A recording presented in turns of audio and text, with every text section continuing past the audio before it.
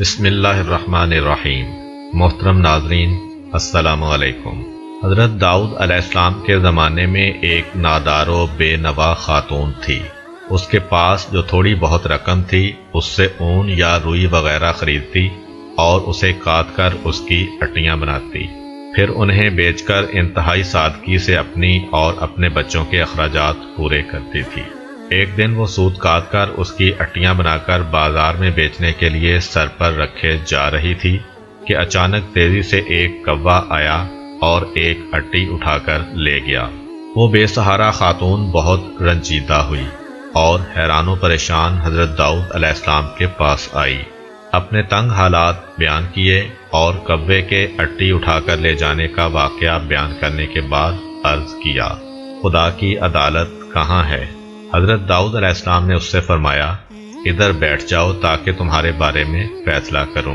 ایک طرف یہ واقعہ پیش آیا اور دوسری طرف یہ ہوا کہ کچھ لوگ کشتی کے ذریعے دریا عبور کر رہے تھے۔ ان کی کشتی میں سوراخ ہو گیا اور پانی داخل ہو جانے سے کشتی کے ڈوبنے کا خطرہ تھا۔ ان لوگوں نے نظر مانی کہ اگر اس خطرے سے نجات مل گئی تو 1000 دینار کسی فقیر کو دیں گے۔ اللہ تعالیٰ نے ان پر لطف و کرم کیا اور اس کوے کی ڈیوٹی لگائی کہ وہ اس خاتون کی اٹی اٹھا کر کشتی میں لا پھینکے۔ کوے نے ایسا ہی کیا۔ ان لوگوں نے سود کی اس اٹی سے فائدہ اٹھایا، کشتی کا سوراخ اچھی طرح بند کیا اور ڈوبنے سے نجات پائی۔ جب وہ لوگ ساحل پر پہنچ گئے تو اپنی نظر ادا کرنے کے لیے سیدھے حضرت داؤد علیہ السلام کی خدمت میں حاضر ہوئے اور 1000 دینار حضرت کی خدمت میں پیش کرتے ہوئے اپنے دریا سے نجات پانے کا پورا واقعہ تفصیل کے ساتھ سنایا۔ حضرت داؤد علیہ السلام نے اس خاتون کے سامنے خدا کی حکمت و عدالت بیان کی اور وہ 1000 دینار اسے دے دیے۔ وہ خاتون بہت خوش ہوئی اور سمجھ گئی کہ خدا سے زیادہ کوئی بھی عادل تر اور احسان کرنے والا نہیں ہے۔ حضرت داؤد علیہ السلام کے زمانے میں ایک شہوت پرست شخص لگاتار ایک خاتون کے پاس جاتا اور اسے منافی عفت کام کرنے پر مجبور کرتا تھا۔ اللہ تعالیٰ نے اس خاتون کے دل میں ایک بات ڈالی کہ اس شہوت پرست شخص سے کہے کہ تو جب بھی میرے پاس آتا ہے اس وقت ایک اجنبی شخص تیری بیوی کے پاس جاتا ہے۔ اس خاتون نے یہ بات اس شخص سے کہی تو وہ فوراً دوڑا دوڑا اپنے گھر گیا اور کیا دیکھا کہ ایک اجنبی اس کی بیوی کے ساتھ ہم بستر ہے۔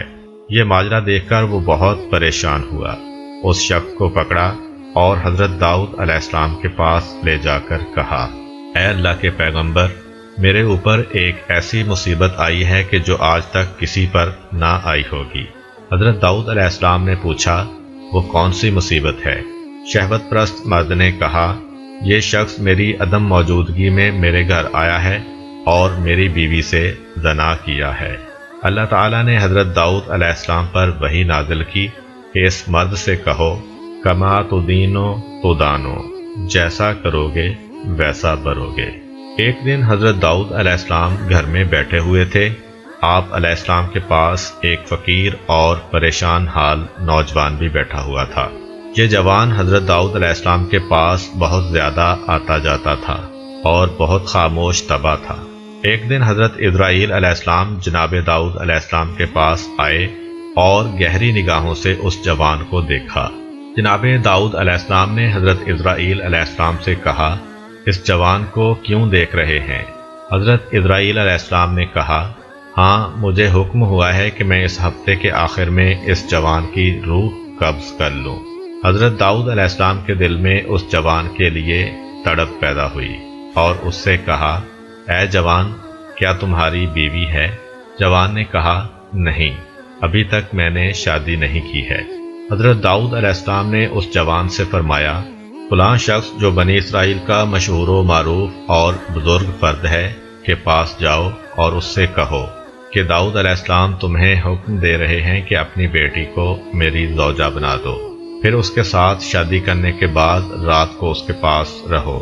تمہارے زندگی بھر کے جتنے بھی اخراجات ہیں یہاں سے اٹھا کر لیتے جاؤ، البتہ 7 دن بعد دوبارہ میرے پاس آنا۔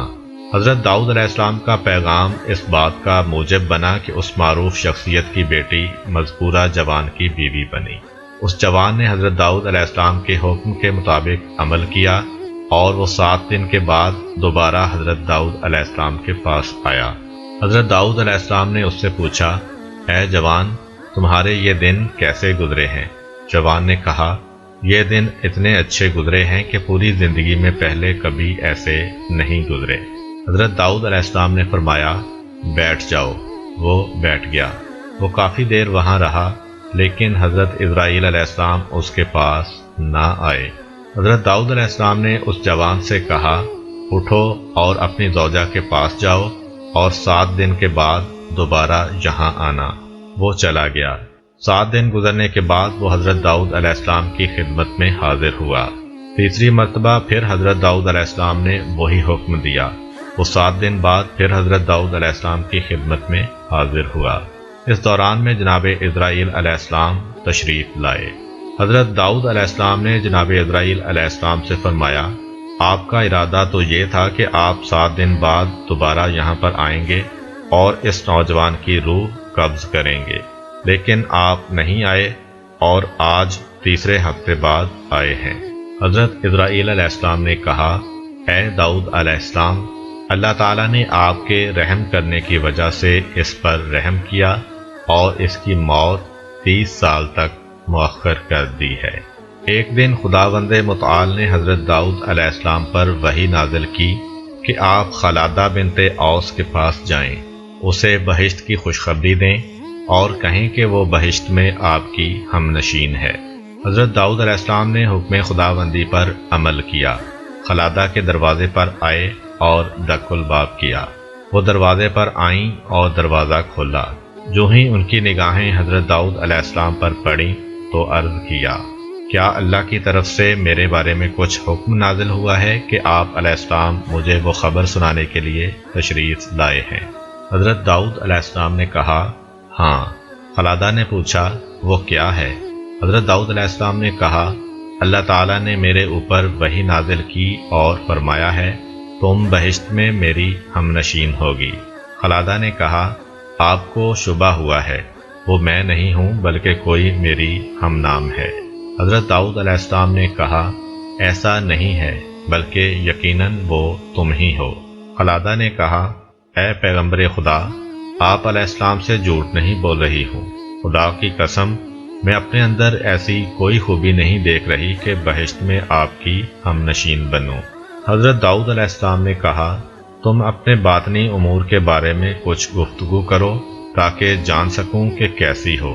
خلادہ نے کہا، میں ایک ایسی حالت کی مالکہ ہوں کہ مجھے جو بھی دکھ تکلیف ہو، خواہ نقصان ہو یا کوئی حاجت یا بھوک پیاس، میں نے کبھی اس کے رفع کرنے کے لیے خدا سے نہیں کہا، یہاں تک کہ وہ ذات خود ہی اسے رفع کر دیتی ہے، یعنی میں وہی پسند کرتی ہوں جو میرا محبوب پسند کرتا ہے، اور نہ ہی خدا سے میں ان مشکلات اور نقصانات کے عوض کچھ مانگتی ہوں، بلکہ ہمیشہ اس کا شکر بجا لاتی ہوں۔